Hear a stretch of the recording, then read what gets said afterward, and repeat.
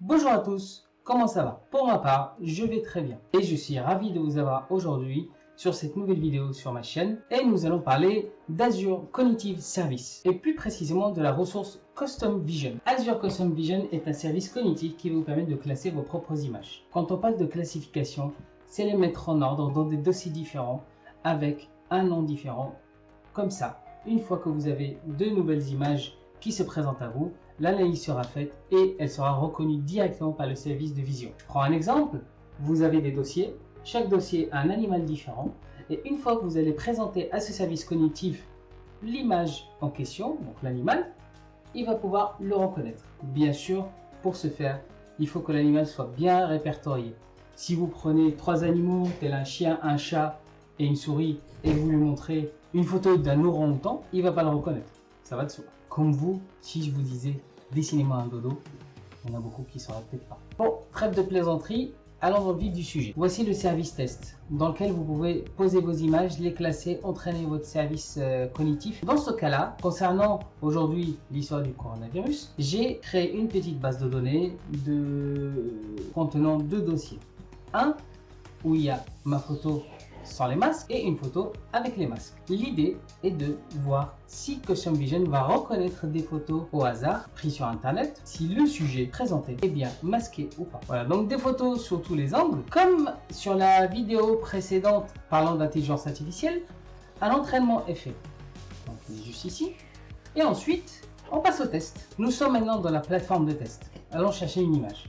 Qu'est-ce qu'il dit? Donc en gros, il demande ou une photo en JPEG, PNG, et ou BMP, la photo ne doit pas dépasser 4 mégas, ou sinon on choisit directement une image via une URL. C'est ce qu'on va faire. Voilà, nous avons notre image, droit, coller l'adresse de l'image, coller, et maintenant on lance. Pas masque, avec une probabilité de 99,9%. Il est sûr de lui.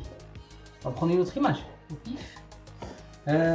D'accord, donc avec Mark Zuckerberg, on arrive à un pourcentage de 52% de certitude qu'il n'a pas de masque. Pourquoi ceci?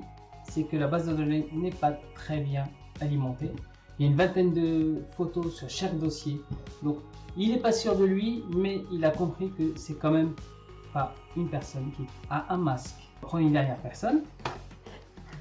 Hop, hop, hop, hop, hop, hop, hop, hop. Allez, je vais le déposer. Hop, hop. Donc on va relever 77%. Donc là, il n'a clairement pas un masque. Donc on est au-dessus des 70%, donc ça peut passer. Maintenant, passons à l'autre côté, ceux qui ont un masque. Qu'est-ce qu'on va faire? Alors, prendre cette dame. Cette personne a un masque. On va prendre une deuxième, un peu plus, un peu plus proche.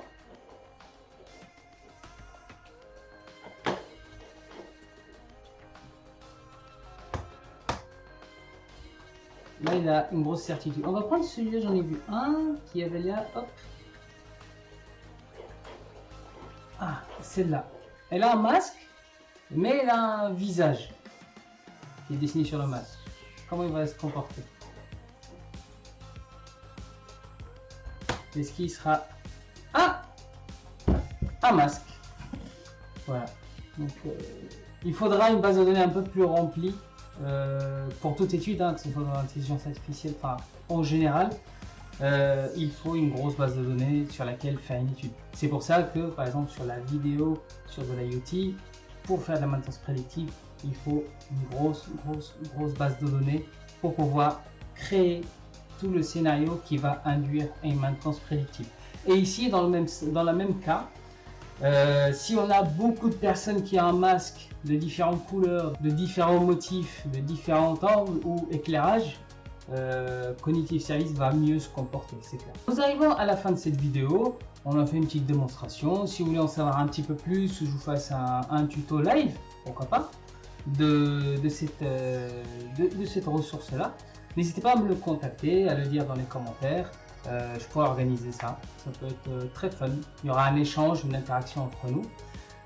Merci encore d'avoir visionné cette vidéo. Pour pouvoir soutenir la chaîne, n'hésitez pas à liker, vous abonner, partager.